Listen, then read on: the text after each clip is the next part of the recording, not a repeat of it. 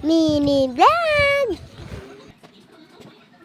Kamusta kayo mga sisters ko? Welcome to my mini vlog. Ito pala yung karuktong ng video ko kahapon. So pagkatapos ko mag-asikaso ng mga ibong at mag-skoba ng semento sa likod, dito mo naman ako sa kwarto naglinis, nag-ayos ng kama at nagwalis ng konti. Ito naman ang ginagawa ko lagi tuwing umaga. Sa mga oras na hindi pa kami nag-aalmusal kasi si ate may nagwawalis pa sa likod. Kaya nagwalis muna ako dito sa kwarto. Pagkatapos namin mag-almusal at habang nag-aalmusal yung dalawa naming amo, pumunta naman ako sa kwarto nila para mag-ayos.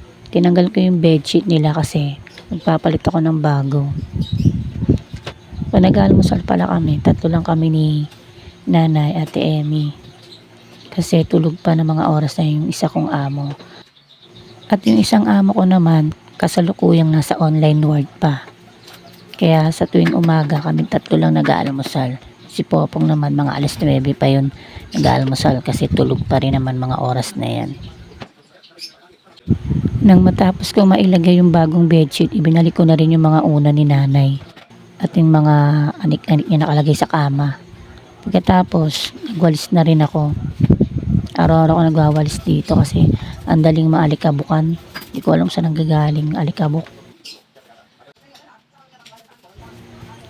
Walang katapusang pagwawalis.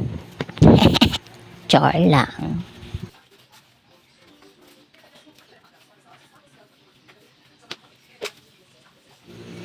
Nang matapos ako makalinis ng dalawang kwarto at tapos na rin maligo si Nanay at nakapasok ng kwarto niya, sinunod ko naman ginawa itong CR.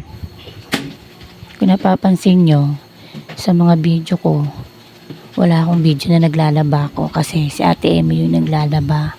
Ang toka sa akin, ang maglinis sa loob, ang magwalis, magmap at itong CR. Ang pinaka-importante si Nanay. Laging sasamahan pagpupunta ng CR kasi na-aksidente na yung dati.